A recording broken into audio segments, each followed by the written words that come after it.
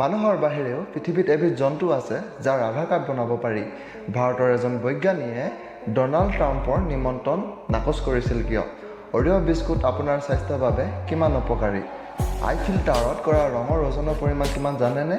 আৰু একেবাৰে শেষত আপোনাৰ মোবাইলটো আপোনাৰ বাবে উপযোগী হয়নে জানিবলৈ ভিডিঅ'টো একেবাৰে শেষলৈকে চাই থাকক আৰু আগলৈ এনেধৰণৰ ভিডিঅ' পোনপ্ৰথমে পাবলৈ চেনেলটো ছাবস্ক্ৰাইব কৰিবলৈ নাপাহৰিব।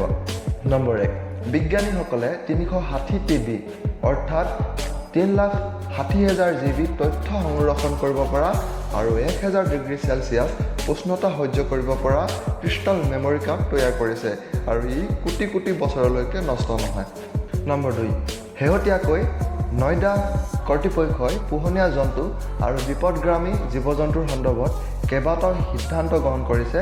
যদি পোহনীয়া জন্তুৱে কাৰোবাক কামোৰে তেন্তে 2023 চনৰ 1 মাৰ্চৰ পৰা জন্তুৰ মালিকক 10,000 টকা জৰিমনা বিহা হ'ব আৰু লগতে আঘাতপ্ৰাপ্ত ব্যক্তিজনৰ সমগ্ৰ চিকিৎসাৰ খৰচ জন্তুৰ মালিকেই বহন কৰিব লাগিব।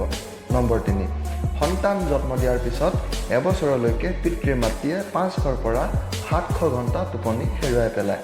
নম্বৰ 4, এক প্ৰতিবেদন অনুসৰি tirupatiৰ বিশ্ববিখ্যাত ভগৱান ভেংকটেশ্বৰ মন্দিৰৰ মুঠ সম্পত্তিৰ পৰিমাণ 2.5 লাখ কোটি টকাতকৈও অধিক, প্ৰায় $30 বিলিয়ন। এই সংখ্যা উইপ্ৰো, নেছলে, ONGC, IOC আদিৰ দৰে বহু ডাঙৰ কোম্পানীৰ বজাৰ মূল্যতকৈও অধিক।